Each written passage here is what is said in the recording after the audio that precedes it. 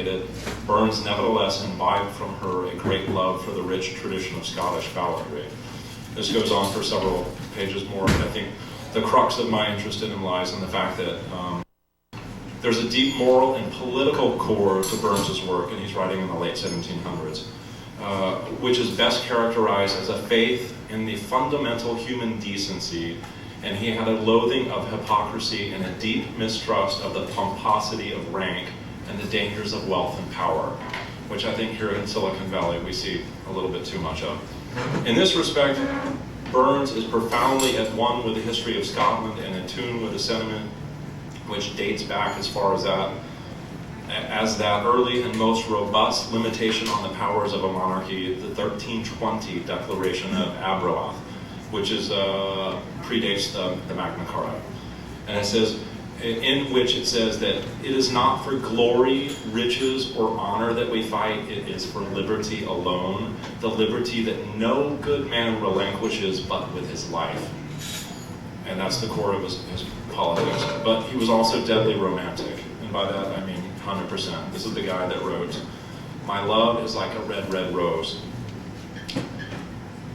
My love is like a red, red rose that's newly sprung in June. My love is like the melody that's sweetly played in tune. So fair art thou, my bonny lass, so deep in love am I, and I will love thee still, my dear, till all the seas go dry.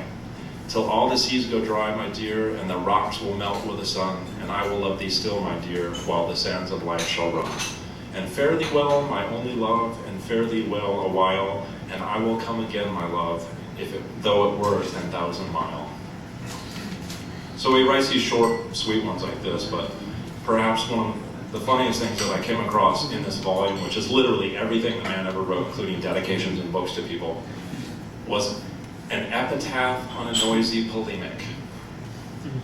"Below their stains lie Jamie's banes, O death, it is my opinion, though thou never took such a blithering bitch into thy dark dominion."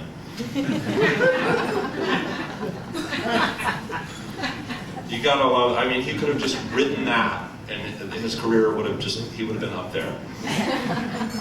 And he writes a couple others that are similar in tone, but he writes in what's called Broad Scotch, which is a mixture of Scottish Gaelic, purely Scottish terms in their own version of English, which I'd have to translate, and it kind of loses its poetry. So I'll go back to one of the sweeter ones here. This is called Afton Water, and it's a river. "Flow gently, sweet Afton, among thy green braes. Flow gently, I'll sing thee a song in thy praise. My Mary's asleep by thy murmuring stream. Flow gently, sweet Afton, disturb not her dream. Thou stock dove, whose echo resounds through the glen, ye wild whistling blackbirds in yon thorny den. Thou green-crested lapwing, thy screaming forbear, I charge you, disturb not my slumbering fair. How lofty, sweet Afton, thy neighboring hills, far marked with the courses of clear winding rills. There daily I wander as noon rises high, my flocks and my Mary sweet caught in my eye. How pleasant thy banks and green valleys below, where wild in the woodlands the primroses blow.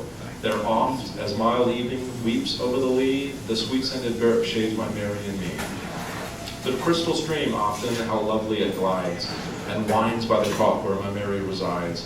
How wanton thy waters, her snowy feet laid, as gathering sweet flowerets she stems thy clear wave.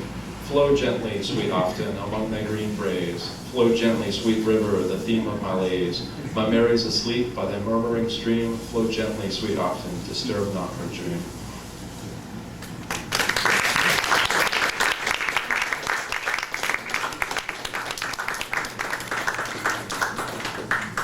That's to this guy. He's a genius. Anybody that treasures poetry, modern or otherwise, political, love, romantic, you've got to read a book like this and know where you're coming from. Thank you so much.